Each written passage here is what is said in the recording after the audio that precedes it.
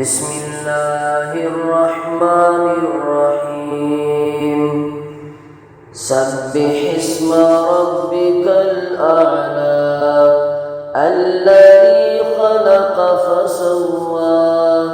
والذي قدر فهدى والذي أخرج المرعى فجعله غثاء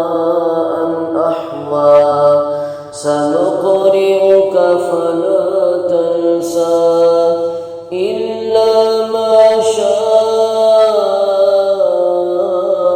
الله إنه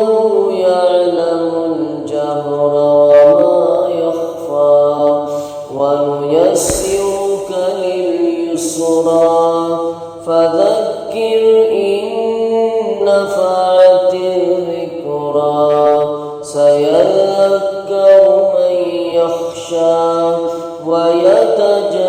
ويتجنبها الأشقى الذي يصلى النار الكبرى ثم لا يموت فيها ولا يحيا قد أفلح من تزكى وذكر اسم ربه فصلى بل تؤثرون الحياة